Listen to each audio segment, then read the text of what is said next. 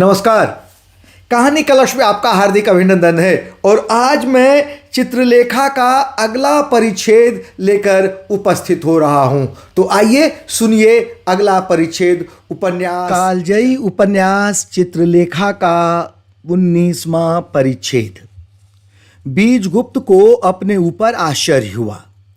वह बिना अपनी इच्छा के, बिना जाने हुए यशोधरा की ओर आकर्षित होता जा रहा था और संभवतः वह यशोधरा को अपना भी लेता यदि उस दिन श्वेतांग की मुखांकित भावनाओं ने उसको सावधान न कर दिया होता। वह काशी आया था अपने दुख को भूलने के लिए, अपनी हलचल को दूर करने के लिए। पाटलिपुत्र में रहकर, चित्रलेखा के निकट रहकर, अपने ऐश्वर्य की परिस्थितियों में रहकर उसके हृदय का घाव अच्छा नहीं हो सकता था। पाटलिपुत्र में उसने यही सोचा था। यही सोचकर वह वहां से निकला था। विराग की भावना उसे वहां खींच लाई थी। एक लक्ष्यहीन पथिक की भांति वह घर के बाहर निकल पड़ा था। लक्ष्यहीन पथिक? बीजगुप्त की विचारधारा बदल गई। क्या कोई भी व्यक्ति लक्ष्यहीन है अथवा लक्ष्यहीन होना व्यक्ति के लिए कभी संभव है? शायद हाँ। बीजगुप्त असमंजस में पड़ गया। एक दूसरा प्रश्न उसी समय उसके सामने खड़ा हो गया। क्या मनुष्य का कोई लक्ष्य भी है? कोई भी व्यक्ति बता सकता है कि वह क्या करने आया था, क्या करना चाहता है और क्या करेगा? नहीं, यही तो नहीं संभव है। मनुष्य परतंत्र है, परिस्थितियों का दास है, लक्ष्यहीन है। एक अज्ञात शक्ति प्रत्येक व्यक्ति को चलाती है। मनुष्य की इच्छा का कोई मूल्य ही नहीं है। मनुष्य स्वावलंबी नहीं है, वह कर्ता भी नहीं है, साधन मात्र है। बीजगुप्त ने करवट बदली। वह सो न सका। अर्धरात्रि बीत चुकी थी। चारों ओर घोर निस्तब्धता का साम्राज्य था। बीजगुप्त ने फिर सोचना आरंभ किया। मैं कल पाटलिपुत्र चल रहा हूं। क्यों? वह सोचने लगा। चित्रलेखा से मिलने के लिए, चित्रलेखा को अपने यहां खींच लाने के लिए। उसे अपने ऊपर विश्वास था। वह जानता था कि यदि वह हट करे तो चित्रलेखा उसका विरोध न करेगी। नहीं, चित्रलेखा के पास अब न जाऊंगा। क्यों जाऊं? क्या मैंने चित्रलेखा को छोड़ा है? नहीं, चित्रलेखा ने मुझे छोड़ा है। या क्यों? संभवतः यही विधि का विधान है। यदि यही विधि का विधान है तो अमिट है। फिर क्यों दुख किया जाए? चित्रलेखा गई जाए, मैं अपने जीवन को क्यों नष्ट करूं? बीजगुप्त ने आंखें बंद कर ली। वह सोने का प्रयत्न करने लगा। क्या त्याग और वेदना से जीवन नष्ट होता है? क्या दुख जीवन का एक भाग नहीं है? क्या प्रत्येक व्यक्ति अपने भाग्य में सुख ही लेकर आता है? नहीं, दुख इतना ही महत्व का है जितना सुख। तो फिर दुख की झेला जाए तो फिर दुख ही झेला जाए। तो फिर त्याग का ही मार्ग अपनाया जाए। मुझे अपना कर्तव्य करना चाहिए। मेरा कर्तव्य क्या है? बीजगुप्त उठ खड़ा हुआ। उसने एक गिलास ठंडा पानी पिया। उसने अपना मुंह धोया। उसके बाद वह लेट गया। मेरा कर्तव्य क्या है? मैं पैदा हुआ हूं कर्म करने के लिए। मेरा कर्तव्य है कि मैं गृहस्थ जीवन व्यतीत करूं। मेरा कर्तव्य है कि मैं अपने वंश की वृद्धि करूं। इसके लिए मुझे आवश्यक है कि मैं विवाह करूं। क्या विधि का यही विधान है? संभवतः। चित्रलेखा मेरे जीवन से इसलिए चली गई। विवाह करूं, एक बार गृहस्थी का अनुभव करूं और विवाह के लिए योग्य पात्री भी है। यशोधरा सौंदर्य में चित्रलेखा से यशोधरा किसी अंश में कम नहीं है। यशोधरा रत्न है, एक पवित्र प्रतिमा है। क्या यशोधरा से विवाह करना ही पड़ेगा? स्त्रियोचित सभी गुण यशोधरा में विद्यमान है। फिर यशोधरा ही सही, पर क्या संभव है? मैं एक बार यशोधरा को अस्वीकार कर चुका हूं। किस मुख से यशोधरा को मृत्युंजय से मांगूं? बहुत संभव है। महासामंत मृत्युंजय यशोधरा का पानी देने से इनकार कर दें। बीजगुप्त हंस पड़ा। नहीं, असंभव। अब मैं यशोधरा से विवाह की बात नहीं सोच सकता। बहुत विलंब हो गया है, बहुत विलंब हो गया है। चित्रलेखा, बस चित्रलेखा ही मेरे जीवन में है। बीजगुप्त फिर उठ खड़ा हुआ। उसने समझ लिया कि उसके लिए नींद आना असंभव है। उस समय चंद्रमा निकल रहा था। बीजगुप्त भवन के बाहर निकला। वह गंगा तट की ओर चल दिया। दिन निकलने में अभी 2 प्रहर बाकी थे। बीजगुप्त गंगा तट पर पहुंचा। कुछ लोग बैठे हुए वार्तालाप कर रहे थे। बीजगुप्त भी एक कोने में जाकर बैठ गया। उस स्थान पर 3 व्यक्ति थे। जो व्यक्ति उस समय बोल रहा था उसकी अवस्था प्रायः 70 की थी। वह भद्र था। उसके मुख पर झुर्रियां पड़ी थीं। उसकी बातचीत से मालूम होता था कि वह सन्यासी है। शेष 2 उम्र में उससे अधिक छोटे थे। उसकी दाहिनी ओर एक दुबला पतला युवक था जिसकी अवस्था प्रायः 25 वर्ष की थी। वह मंझोले कद का था। उसके मुख पर चिंता की लकीरें पड़ गई थीं। सन्यासी की बाईं ओर एक मोटा सा अधेड़ था जिसकी अवस्था प्रायः 50 वर्ष की थी। उसकी दाढ़ी बड़ी और घनी थी। उसके केश पकने लगे थे। सन्यासी कह रहा था, अभी तुम्हारी सन्यास लेने की अवस्था नहीं है। जाओ, अपना कर्तव्य पालन करो और पिताजी की आज्ञा मानो। नवयुवक ने सन्यासी के पैर पकड़ लिए। मैं आपका आश्रित हूँ, मुझे सन्यास की दीक्षा दीजिए। अब जीवन में मुझे कोई अनुराग नहीं रह गया है। संसार में रहने में कोई उद्देश्य तो होना ही चाहिए। जब एक बार विरक्ति हो गई तो संसार में रहकर मैं अपनी आत्मा का हनन करूँगा। मुझे वहाँ शांति न मिलेगी।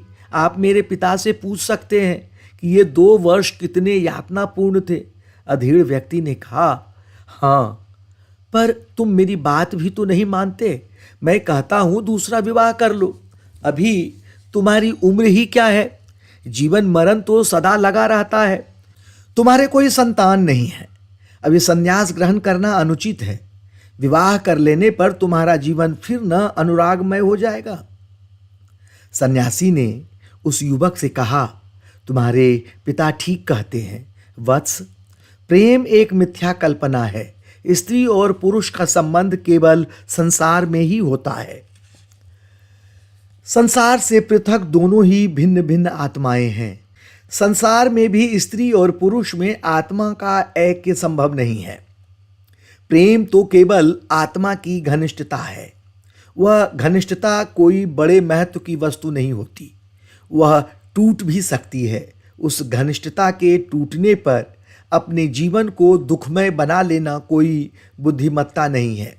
तुम्हारा कर्तव्य है कि तुम अपना विवाह करो। विवाह न करके तुम कर्तव्य से विमुख हो जाओगे। यह किस प्रकार? सुनो, स्त्री अबला है। प्रत्येक पुरुष का यह कर्तव्य है कि वह अबला को आश्रय दे। विवाह द्वारा ही पुरुष अबला स्त्री को आश्रय देता है। यदि पुरुष स्त्री को आश्रय न दे तो स्त्री की दशा बड़ी शोचनीय हो जाए। इधर पुरुष के सामने भी काफ़ी कठिनाइयाँ आवें। जिस समय तुम विवाह न करके सन्यासी होने की बात सोचते हो, तुम कायरता करते हो। एक अबला को आश्रय देने का जो तुम्हारा कर्तव्य है, उससे तुम विमुख हो रहे हो। युवक ने कहा, पर महाराज, मैं भोग विलास को तिलांजलि देकर तपस्या की अग्नि में तपने जा रहा हूँ। यह तो कायरता का द्योतक नहीं है। सन्यासी हंस पड़ा। तुम तपस्या में तपना चाहते हो? क्यों? केवल इसलिए कि जिससे तुमने प्रेम किया वह तुम्हारे मार्ग से चला गया।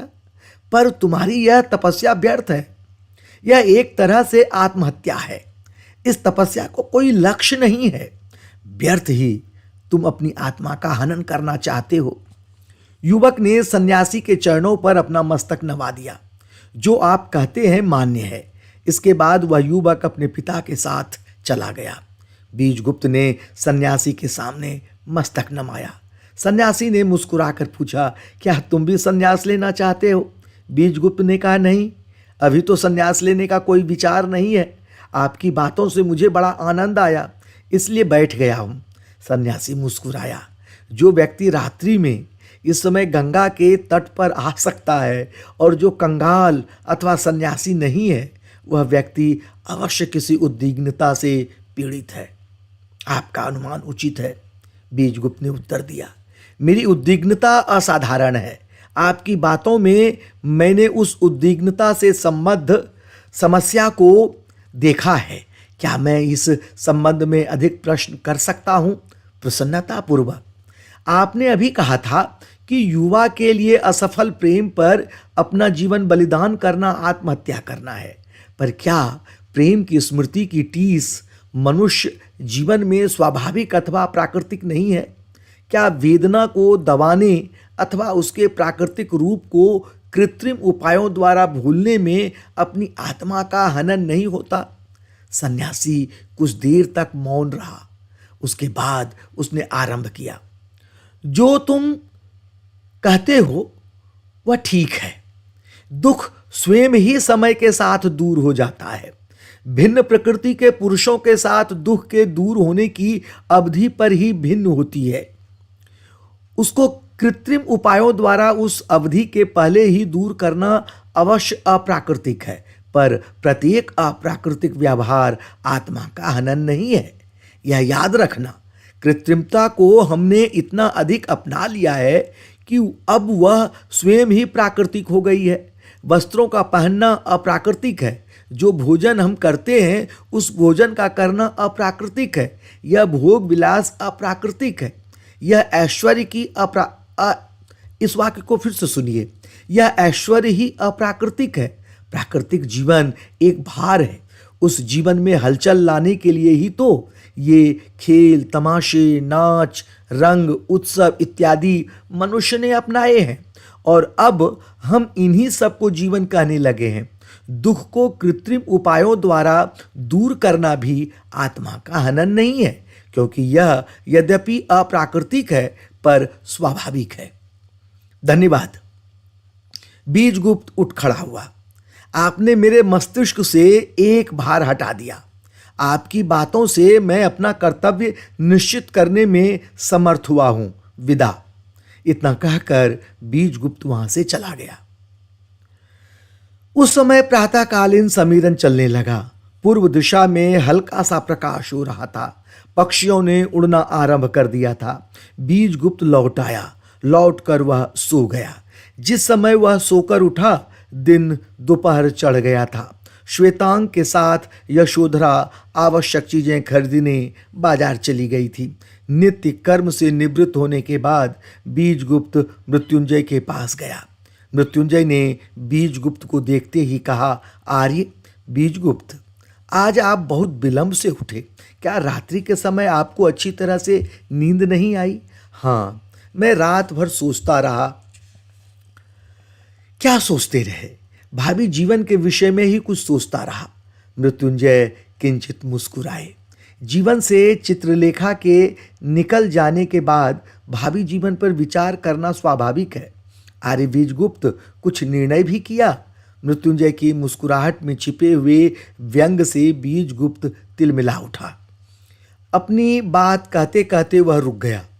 अभी कुछ निर्णय ही किया, पर शीघ्र ही कुछ न कुछ निर्णय करना होगा। यानी एक बार फिर से इस वाक्य को सुनिए। अभी कुछ निर्णय नहीं किया, पर शीघ्र ही कुछ न कुछ निर्णय करना होगा। मैं जानता हूं आर्य बीजगुप्त कि तुम्हारा क्या निर्णय होगा। मैं मनुष्यों की मनः प्रवृत्ति को कुछ कुछ पहचानने लगा हूं। बीजगुप्त ने बात बदलते हुए कहा, आर्य, आपने अपने सेवकों को चलने का प्रबंध करने का आदेश दे दिया होगा। हाँ, और तुम्हारे सेवकों को भी श्वेतांग से आदेश दिलवा दिया है। अच्छा किया। इस समय यशोधरा का कंठ स्वर बाहर सुनाई पड़ा। आर्य श्वेतांग, यदि यह मणिमाला पिताजी ने पसंद न की तो तुम्ही को फेरनी पड़ेगी। तुम्हारे कहने से ही मैंने इसको खरीदा है। इन शब्दों के साथ यशोधरा ने प्रवेश किया। यशोधरा ने हंसते हुए कहा, आर्य बीजगुप्त, आप सोते रह गए और देखिए मैं कितनी वस्तुएं ले आई। आपने अपने लिए कुछ नहीं खरीदा? बीजगुप्त ने मुस्कुराते हुए कहा, देवी यशोधरा, मुझे किसी वस्तु की आवश्यकता नहीं। आवश्यकता तो मुझे भी न थी, पर काशी से लौटते समय काशी की सौगात तो ले चलनी चाहिए थी। इतना कहकर यशोधरा ने अपना सामान खोलना आरंभ किया। यह कैसी है? एक मणिमाला यशोधरा ने बीजगुप्त के हाथ में देते हुए पूछा। अच्छी है, पर काफी अधिक मूल्यवान भी होगी। हाँ, मैंने अभी इसे मोल नहीं लिया है, केवल पिताजी को दिखलाने के लिए लेती आई हूं। मृत्युंजय ने मणिमाला ले ली। यदि तुम्हारी इच्छा है तो ले लो। यशोधरा ने अन्य वस्तुएं दिखलाईं। सभी पसंद कर ली गईं। बीजगुप्त ने श्वेतांग की ओर देखा। तुमने कुछ नहीं लिया? स्वामी से मैंने कुछ पूछा नहीं था, और फिर मुझे कुछ आवश्यकता भी तो नहीं थी। नहीं, तुम्हें कुछ अपने लिए अवश्य लेना चाहिए था। मैं भी चलता हूँ। देवी यशोधरा, यदि तुम्हें कष्ट न हो तो फिर से नगर चल सकती हो। मुझे अपने लिए वस्तुओं को पसंद करने में तुम सहायता दे सकोगी। बीजगुप्त ने यशोधरा की ओर देखा। मैं चल सकती हूँ, पर भोजनोपरांत। अभी तो बहुत थक गई हूँ। भोजन करने के बाद बीजगुप्त ने मृत्युंजय से पूछा, आर्य, आप भी चलिएगा? नहीं, तुम्हें कुछ अपने लिए अवश्य लेना चाहिए था। मैं भी चलता हूँ। देवी यशोधरा, यदि तुम्हें कष्ट न हो तो फिर से नगर चल सकती हो। मुझे अपने लिए वस्तुओं को पसंद करने में तुम सहायता दे सकोगी। बीजगुप्त ने यशोधरा की ओर देखा। मैं चल सकती हूँ, पर भोजनोपरांत। अभी तो बहुत थक गई हूँ। भोजन करने के बाद बीजगुप्त ने मृत्युंजय से पूछा, आर्य, आप भी चलिएगा? नहीं, मैं अब बहुत वृद्ध हो गया हूँ। मुझे नगर के जनरब में अच्छा नहीं लगता। बीजगुप्त श्वेतांक और यशोधरा को लेकर बाजार चला। सबसे पहले तीनों जौहरी की दुकान पर रुके। बीजगुप्त और श्वेतांक ने हीरे की अंगूठियां ली। सामने मोतियों का बहुमूल्य हार था। यशोधरा उस ओर देख रही थी। बीजगुप्त ने वह हार निकलवाया। देवी यशोधरा, यह हार कैसा है? बड़ा सुंदर है। आर्य बीजगुप्त, मैंने पहले इसे न देखा था, नहीं तो मणिमाला न लेकर मैं यही हार लेती। इतना कहकर उसने श्वेतांक से कहा, आर्य श्वेतांक, यह सब आपके ही कारण हुआ। जौहरी से हार लेकर बीजगुप्त ने यशोधरा के गले में पहना दिया। देवी यशोधरा, यह मेरी भेंट है, इसे स्वीकार करो। बीजगुप्त के कर स्पर्श से यशोधरा सिर से पैर तक कांप उठी। हार उतारते हुए उसने कहा, आर्य बीजगुप्त, बिना अपने पिता की आज्ञा के मैं यह हार स्वीकार करने में असमर्थ हूँ। हार बीजगुप्त ने अपने हाथ में ले लिया। देवी यशोधरा, इस हार को स्वीकार करने में तुम्हें कोई आपत्ति न होनी चाहिए। फिर भी तुमने अपने पिता की स्वीकृति की जो बात कही है वह उचित ही है। 19वां परिच्छेद समाप्त। यह धारावाहिक रूप में जो चित्रलेखा उपन्यास सुना रहा हूँ, कैसा लग रहा है? मुझे आशा है ज़रूर आपको पसंद आया होगा। तो ज़रूर आप लाइक और सब्सक्राइब कीजिए और कोशिश कीजिए कि दूसरे लोग भी उसे सुने। तब तक के लिए मैं आज्ञा चाहता हूँ। जल्द ही मिलते हैं अगले भाग के साथ। धन्यवाद।